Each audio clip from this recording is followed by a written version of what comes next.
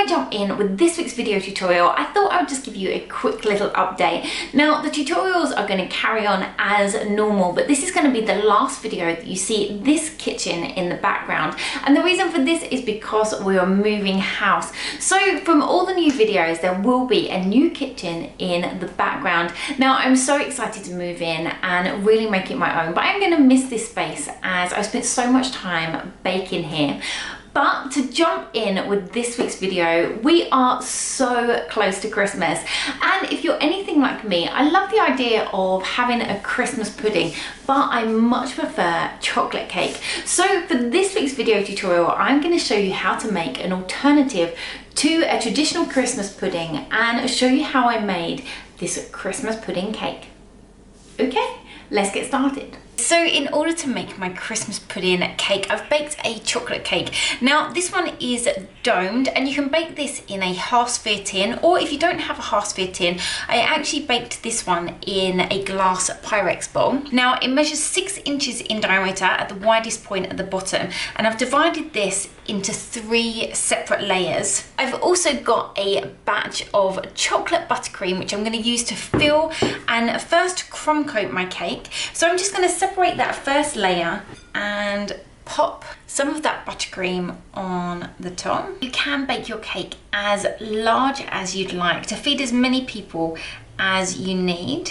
Now I have had my cake in the fridge just to chill, so it was easier to cover, but it will go back to being nice and soft and fluffy once it gets to room temperature. So I'm just going to place my first crumb coat just over the top, just to lock in any of those crumbs before I put another layer over the top. Because this is a curved shape, to smooth this off, I'm just going to use my flexi smoothers and just drag those over the top just to smooth off that dome. So once you're happy with that crumb coat, I'm going to take my cake and pop it in the fridge for around 10 to 15 minutes for that first layer of buttercream to firm up so that we can coat it in the final layer. Once that's come out of the fridge and that first crumb coat of buttercream has firmed up, put another thin layer over the top just as a base for our fondant. Now I will put a link in the description below to my chocolate cupcake recipe, which is the exact recipe I used for this cake. I just baked it in a Pyrex bowl rather than as single cupcakes. So I'm just smoothing that out as I did before using my flexi smoother. Once you're completely happy with that, I'm going to pop this back in the fridge for just another 5 minutes for that outer coating to firm up so that we can pop on our fondant over the top. It's now ready to add our fondant. Now I've just got some pre-coloured Renshaw fondant here in brown, and this one is actually chocolate flavour, so I thought it would be perfect to add onto our chocolate cake. So I'm going to roll this out until it's large enough to cover the cake, and then bring back in my cake, pop that over the top and just trim off any excess. Now I'm just using a pizza cutter. Now if you do still need to smooth any of your cake down, you just want to go in with a flexi smoother just over the top like so, and then we have the start of our Christmas pudding cake. Now we've covered our Christmas pudding dome, but it's actually quite smooth and I want to make it look a little bit more realistic. So you can take a ball tool and just go in, just creating some little dips in that cake, just to look like the texture of a Christmas pudding where you have the fruit. So I'm just putting in some smaller ones and slightly larger ones. I've then got a small piece of tin foil or aluminium foil, which I'm just going to scrunch up, and I'm going to use this to give me a slight texture on the surface of my cake. I've then got some edible tin. So I've got some chocolate brown, some brown, a small amount of black and a little bit of terracotta. And I want to make my Christmas pudding cake look a little bit more realistic just by adding in a few different shades. So just mixing those together and taking them on a fluffy brush around where we created those little dents.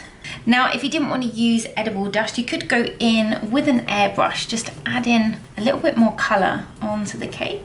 So you can see all these different shades of brown coming through. We can now transfer our Christmas pudding onto our board and add the final details. for the board, I've got a drum board which is 10 inches across and just 1 centimeter in height. I'm going to be covering this in a bright red. So I'm just going to roll out my fondant until it's large enough to cover my board. I'm then going to pop some water onto my board just so the fondant will stick. I can smooth it down and trim off any excess. Just to finish off the board, I'm going to wrap a piece of red satin ribbon around the edge, just securing it in place with some double-sided tape. And here we have the finished board ready for our cake to sit on top of. So I'm just going to pop a small amount of my chocolate buttercream in the center of my board. Use my spatula just to lift off the cake and transfer it over. Okay, so in order to add the cream onto the top, I'm going to use some white fondant. Now you can use royal icing, and I do have a Christmas pudding cupcake video where I use royal icing to create the drip, but because the cake has been covered in fondant, I just want to continue this on. So I'm going to take a ball of white fondant, which is around 2 inches in diameter, and just start to flatten this down in the palm of my hand. Once it's around 1 centimeter in height, I'm just going to pinch the sides to bring those out and continue to flatten this down, but all the time pulling those out and pulling those down just to create a drip. Now I'm going to lay this down on my surface and smooth this out before I add it onto the cake, just to get rid of those finger marks. Now, if it isn't sticking, you could just pop a small amount of edible glue just underneath. So it's really starting to look like a Christmas pudding. Now, you can just leave the white fondant drip as it is, but I'm going to go in with some confectioner's glaze. Now, this one is just by Squire's Kitchen. Go all the way over the top, and this is going to give that drip a little shine. So you want to make sure you're also going on to the edges.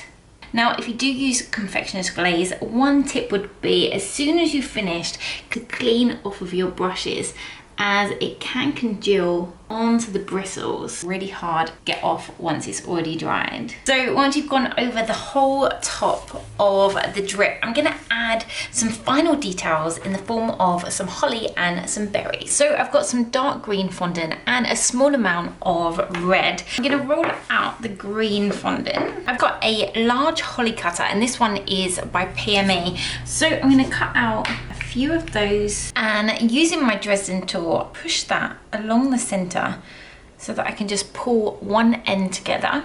And I'm going to do that for all of them. And with the red, create a few little berries just by rolling a few balls. And these are around 5 millimeters in diameter. Now, using the end of my Dresden tool, push a little dot into all of those just to make them look like berries. Leave the holly just for a little while to dry so that it will keep its shape. Once they dry, I've then got some foliage green edible tin, which I'm just going to dust on just like we did to the cake, just to add a bit more colour and bring them to life. So just taking some edible glue, I'm going to pop that onto the back of my holly and just place that on top of my cake. Pop in some edible glue just in the centre, add some of my berries, and to finish off the cake, I'm going to add 2 onto my board at the bottom, along with some of those berries.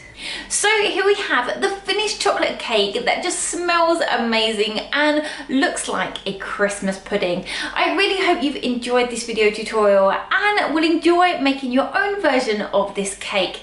If you have enjoyed the video, as always, don't forget to give it a like, just so I know. And if you'd like to see more videos like this, then don't forget you can subscribe to the Cake Spanners YouTube channel.